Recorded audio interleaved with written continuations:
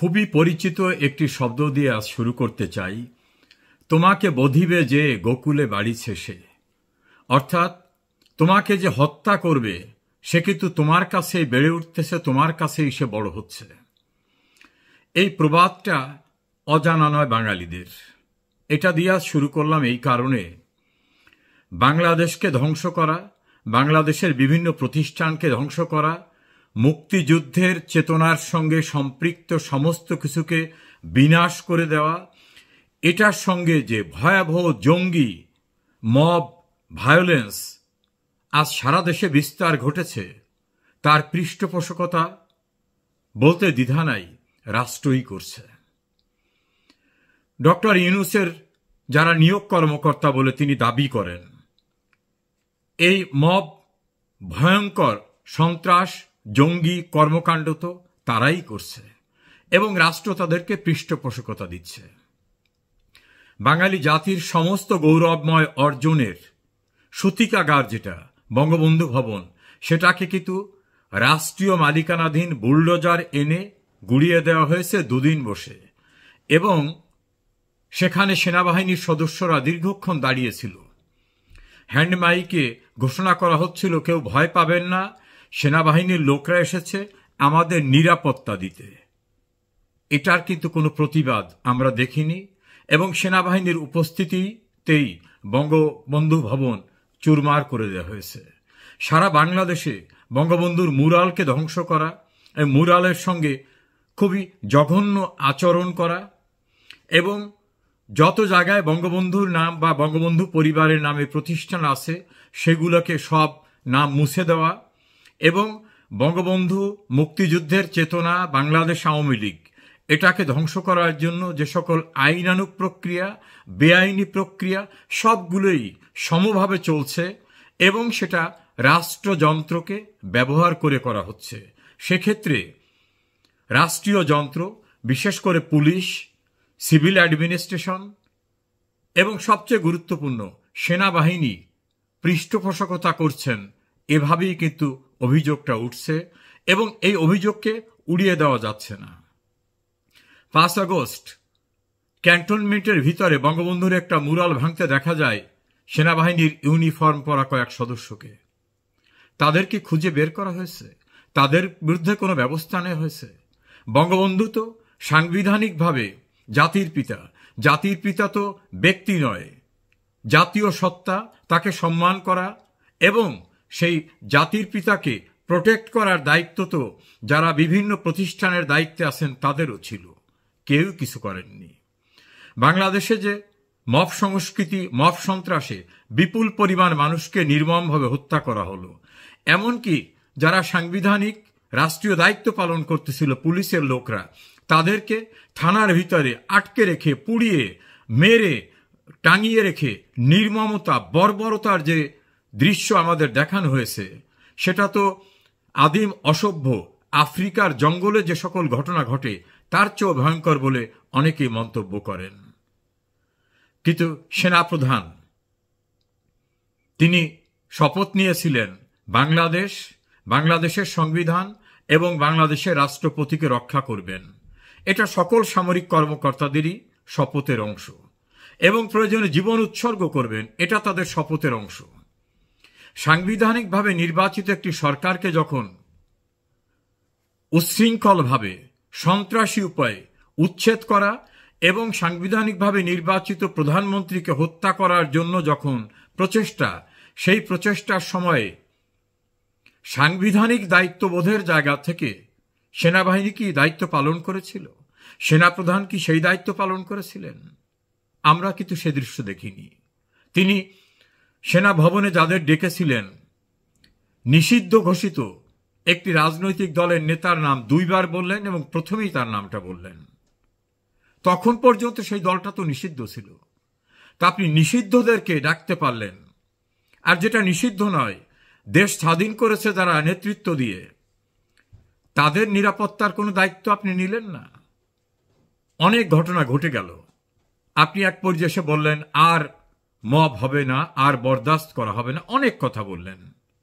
বাস্তবতা কি? আপনি বলার পরের ঘটনা এটা না? সাবেক প্রধান নির্বাচন কমিশনারকে জঘন্যতমভাবে অপমান করা, লাঞ্ছিত করা? আপনি বলার পরেই তো ঘটনা, অসংখ্য এমপি, মন্ত্রী, সচিবদের গ্রেপ্তার করে তাদের সঙ্গে জঘন্যতম আচরণ করা। আপনি বলার পরেও তো কোর্ট অঙ্গনে এই মব সংস্কৃতি, মব সন্ত্রাস বিরাজ করছে। আপনি বলার পরেও তো মহামান্য রাষ্ট্রপতিকে অবৈধ উপায়ে উচ্ছেদ করার জন্য চেষ্টা চালানো হচ্ছে।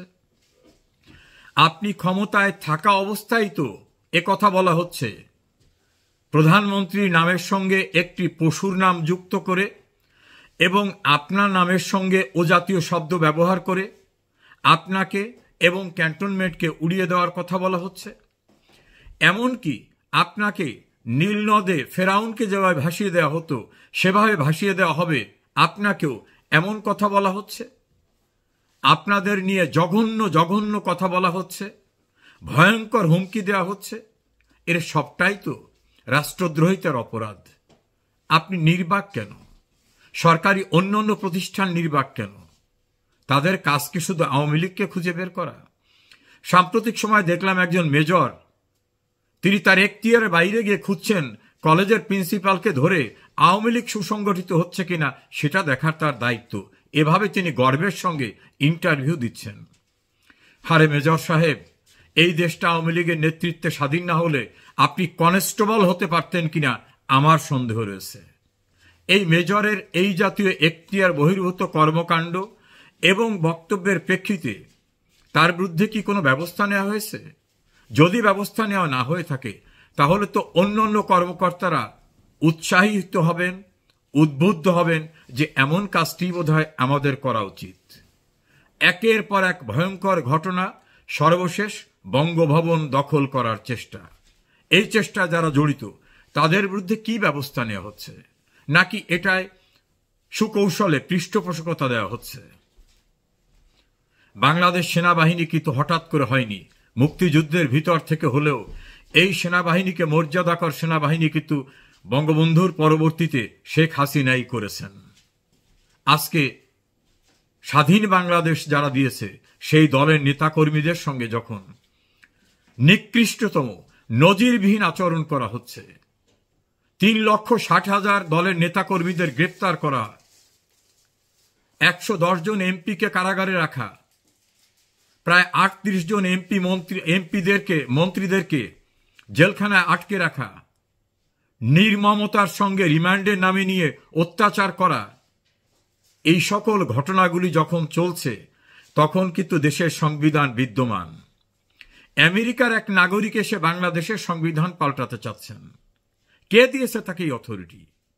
বাংলাদেশের সংবিধান প্রণয়নের জন্য 70 সালের নির্বাচনে অবিভক্ত পাকিস্তানের ম্যান্ডেট পেয়েছিল বাংলাদেশ আওয়ামী লীগ। সেই আওয়ামী লীগের নির্বাচিত এমপিএ এবং এমএনএরা গণপরিষদ করে সংবিধান প্রণয়ন করেছিলেন। প্রথমে অস্থায়ী সংবিধান, পরে আনুষ্ঠানিকভাবে সংবিধান এবং সংসদের মাধ্যমে সেটাকে অ্যাপ্রুভ করা হয়। ডক্টর আলী রিয়াজ সহ আমেরিকার নাগরিকরা বাংলাদেশে এসে সংবিধান সংস্কার করার অথরিটি পেলেন কোথায়? কে দিয়েছে তাদের এই এখতিয়ার?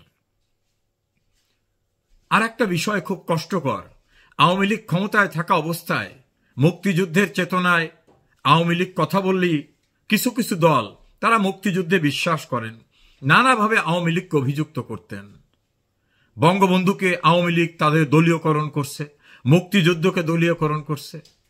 আরে ভাই, এখন তো আওয়ামী লীগ নাই দেশের ভিতরে, নিষিদ্ধ করছে কার্যক্রম।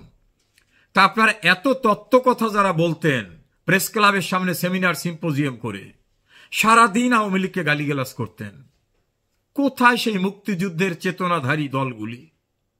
তাদেরকেও তো দেখছি জঙ্গিতন্ত্র, মবতন্ত্র এবং যারা সাম্প্রদায়িক বাংলাদেশ কায়েম করতে চায় তাদের পিছনে হেঁটে হেঁটে এক পিস বিস্কিট, এক কাপ চায়ের লোভে অনির্বাচিত এই উচ্ছৃঙ্খল ক্ষমতা দখলকারীদের কাছে গিয়ে ধর্ণা দিচ্ছেন, দয়া দাক্ষিণ্য খুঁজছেন।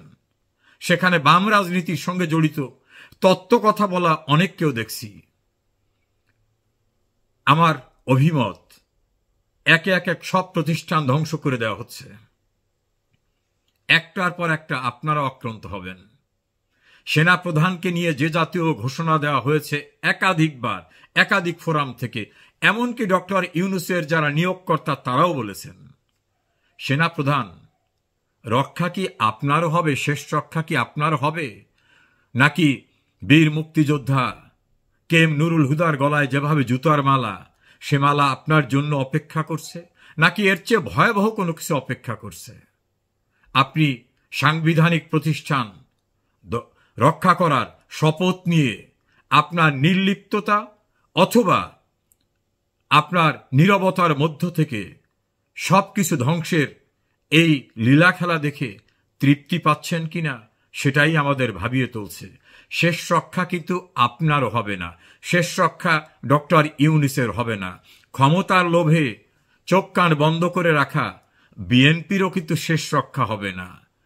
স্বাধীনতার পরাজিত শত্রু জঙ্গি মুসলিম নাম ব্যবহার করা প্রতারকরাই কিন্তু বাংলাদেশটাকে খেয়ে ফেলবে। আপনাদের অনেকেরই কিন্তু রক্ষা হবে না। এখনো যদি বুঝতে বাকি থেকে থাকে, তাহলে আপনাদের ঘুম আর কেউ ভাঙাতে পারবে না। মনে রাখবেন, একটি গল্প আছে, তিনজন মিলে এক খামার থেকে আখ চুরি করে খাচ্ছিল। একত্রে তাদের বাধা দেওয়া সম্ভব নয়। খামারের মালিক এসে বললেন, খ্রিস্টান আর মুসলমান খেতেছে, তুই হিন্দু, তুই কেন? তাকে শেষ করার পরে বললেন যে মুসলমান আমার ভাই, সে না হয় খেয়েছে, তুই খ্রিস্টান, তুই হাত দিলি কেন? সেটাকে শেষ করার পরে বলা হলো, বেধর্মীরা হাত দিতে পারে, তুই আমার ধর্মের লোক হয়ে তুই কেন হাত দিলি এখানে? তুই কেন আমার খামারে আখ খেয়ে ফেললি? এভাবেই কিন্তু বিনাশ করে যারা ষড়যন্ত্রকারী এবং যারা জঘন্য ঘটনার সঙ্গে জড়িত থাকে। একে একে সব প্রতিষ্ঠান ধ্বংস হয়ে যাচ্ছে। এখনো আপনাদের চৈতন্যোদয় হওয়া উচিত কিনা ভেবে দেখুন, সময় কিন্তু গড়িয়ে যাচ্ছে।